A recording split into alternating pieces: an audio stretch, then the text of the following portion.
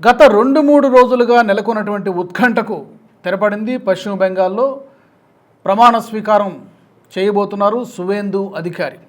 అందరూ ఊహించినట్టుగానే దాదాపు 4-5 పేర్లు ఈ సీఎం రేసులో ఉన్నప్పటికీ కూడా దిలీప్ ఘోష్ కానీ, సమీక్ భట్టాచార్య కానీ, అలాగే మహిళల నుంచి రూపా గంగూలీ కానీ, మరొక మహిళ కూడా ఫైర్ బ్రాండ్ లీడర్, ఒక 4-5 పేర్లు ఈ సీఎం రేసులో వినిపించినప్పటికీ కూడా చిట్ట చివరకు సువేందు అధికారి వైపే బీజేపీ అధిష్టానం మొగ్గు చూపించింది. బుధవారం రాత్రి సువేందు అధికారి పిఏను చంపేశారు. విచక్షణారహితంగా కాల్పులు జరిపి చంపేశారు. అతను చాలా భావోద్వేగంగా మాట్లాడారు. నేను గనక భవానీపూర్లో గెలవకపోయి ఉంటే బహుశా నా పర్సనల్ అసిస్టెంట్ బ్రతికి ఉండేవాడు, నేను మమతా బెనర్జీపై గెలవడం వల్లనే అతను చనిపోయాడు అంటూ చాలా భావోద్వేగంతో ఆయన మాట్లాడడం కూడా జరిగింది. మొత్తానికి అమిత్ షా ప్రకటించారు, పశ్చిమ బెంగాల్కి కాబోయేటువంటి మొట్టమొదటి బీజేపీ ముఖ్యమంత్రి సువేందు అధికారే అవుతున్నారు.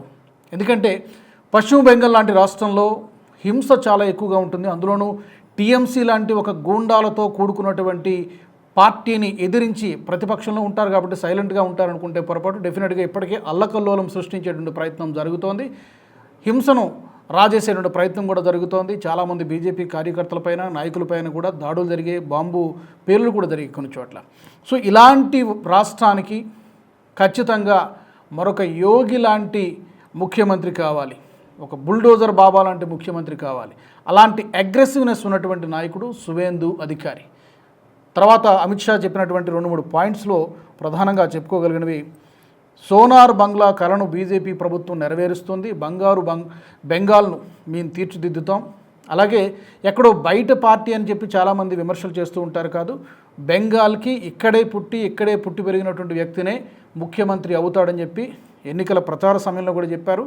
ఆ ఇచ్చినటువంటి మాటను బీజేపీ అధిష్టానం నెరవేర్చింది, ఇచ్చిన మాటకు కట్టుబడింది. మరి ఈ ప్రమాణ స్వీకార కార్యక్రమానికి ప్రధానమంత్రి రాబోతున్నారు, మరికొంతమంది కేంద్ర మంత్రులు కూడా హాజరుకోబోతున్నారు.